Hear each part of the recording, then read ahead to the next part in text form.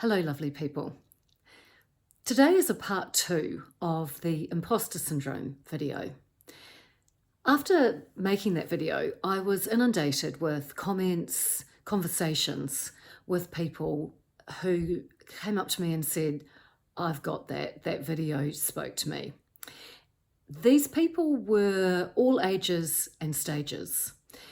It struck me how remarkable this was, that throughout almost every aspect of our society, people have this feeling of imposter syndrome. They're operating through life with it.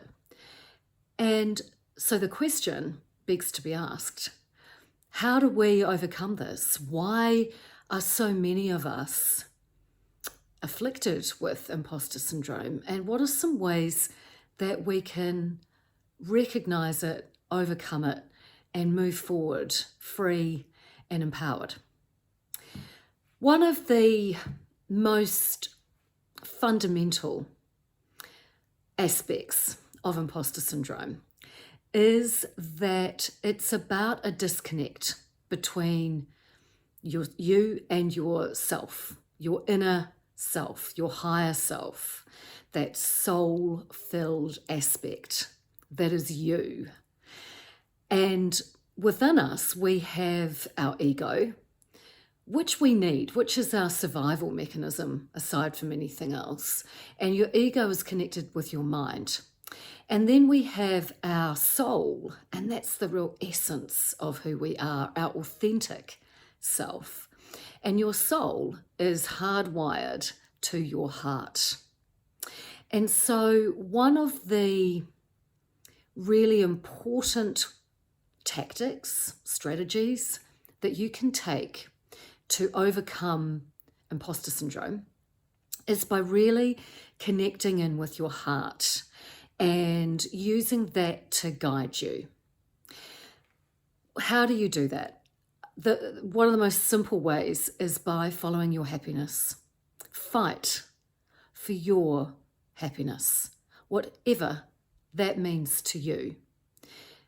The people that you surround yourself with, the little things, the big things that you fill your days with, the work that you do, paid and otherwise, the contribution that you make to the world, the places, people, creatures, environments that you connect with. Follow these. Go towards your happiness, even if that means you have to let some other things go. When you follow your happiness, you're following your heart's calling. And that means that you will find that those things that are no longer really serving the real you, the things that are not propelling you along that true north path, will actually quite naturally drop away, because you've sent a sign out there by choosing yourself, by choosing to follow your true north path, the path of your joy and fulfillment. And that positive choice is rewarded. So that's one thing. What makes you happy? And go for that. And if you, for example, looking at a career path that you aren't quite so sure about because it's depleting you in some way. Maybe you're studying and you're halfway through a degree and you're thinking, am I doing the right thing? It doesn't light me up. Oh, but I'm here. Those sorts of thoughts that we all have all the time. Follow your happiness. And that will help dig you out and guide you. And perhaps it's just that you're going through a challenging period in, say, that qualification, and you are in the right place, but you may not be. And you may find, if you open up and look in other places, that there are actually other opportunities beckoning. So just remember that you are in charge of your life. And by following your happiness, it doesn't mean that you have to change everything all at once. It means that step by step, day by day, you're moving forward in the way that is most aligned with you. And that might mean incremental changes, just tweaks around the edges, or at times you might make a big change. Just depends. Another big one, and I've got the card here, is awareness. This card says, live in the moment, be conscious of your thoughts, look for signs and guidance. And indeed, as Buddhism says every day, being in the moment is another path to joy and happiness and peace. Being in the moment also connects you with your heart and your soul.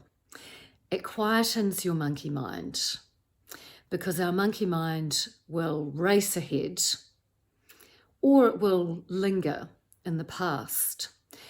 Sometimes those things can be helpful, but often they send us down spirals, down rabbit holes.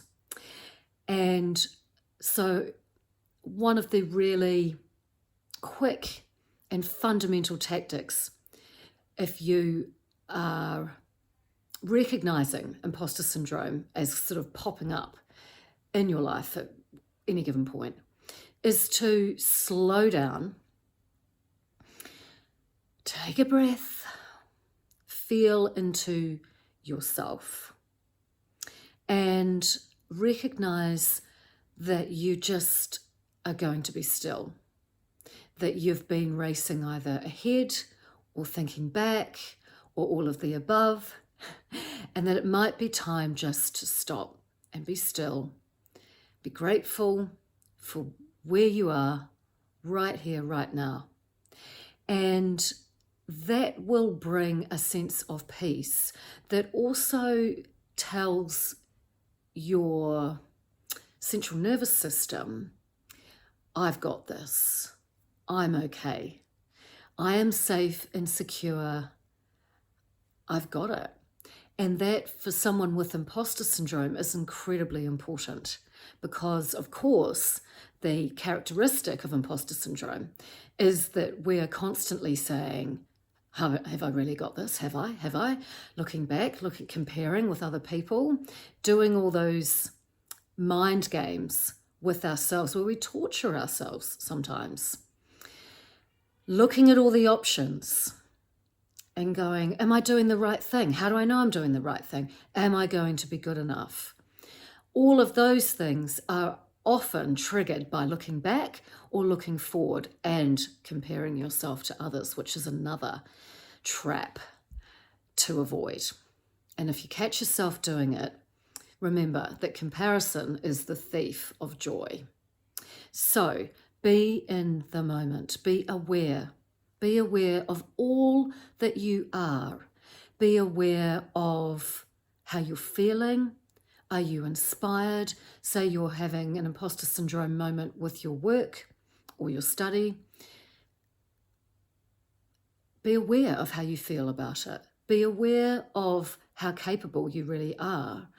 Actually think about, in the moment, clear your mind of all the doubts and all the different thoughts, and actually just focus on the work. Tune into that in the moment. And you may find that several hours go past and you may have finished that essay or that piece of work that you were really worried about, that you didn't think you were capable enough, but perhaps to finish or to really crack. And by just calming, being in that moment, focusing on what's in front of you right there and right now, suddenly you can be aware of all the talents and abilities that you actually really do possess. And that brings us on to the second card, which is action. This says, now is the perfect time to act.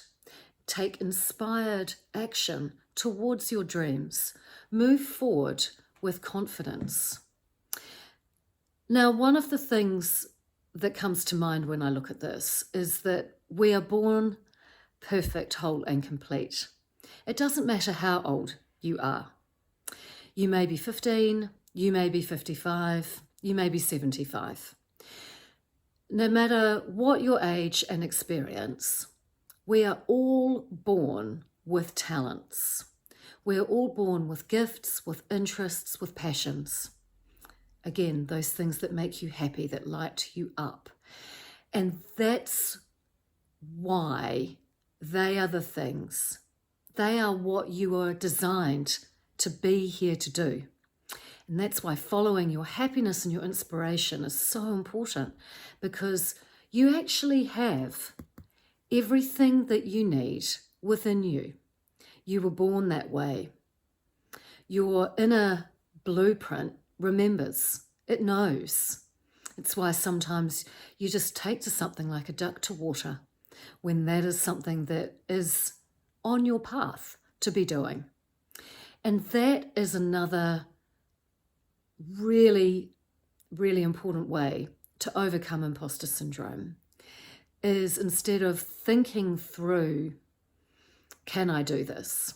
Whatever it might be. Can I be this well-known person that can walk into a room? Are they all going to think that I'm XYZ? All those crazy, more egocentric fears that we manufacture in our minds. Instead, act. Step forward in the direction of your dreams. Let your mind just take a break and remember that now is the perfect time. Because action, again, is rewarded. It creates a positive momentum. When you're thinking in your brain, you're not actually doing anything except creating a whole lot of worry and fear inside of yourself. And so your vibe will drop. When you take action, whatever that might be, you are lifting your vibe because you are moving in the right direction. However that might be, at least you are moving in the right direction. And when the worry bubbles up, the dialogue you have within yourself is, I have got this. Once again, I have got this because I actually have been preparing for this moment for a long time, or maybe not a very long time, but I just know that I have natural gifts and talents that are going to come through. So remember, with imposter syndrome, it's actually an inner battle that we are all more than capable of overcoming. And the essence of overcoming it is to connect with yourself. Give yourself that love, understanding, and belief that you would give to someone else that you care about and believe in and want to succeed. Give that to yourself and use some of these really simple but very fundamental and powerful tactics in order to reconnect with yourself, your real authentic self, rather than that more fear-based aspect, ego aspect of ourselves, which of course imposter syndrome just loves to be engaged with. So follow your heart, connect with yourself, take positive action, even if it's small action, and watch how things miraculously unfold for you. Thank you.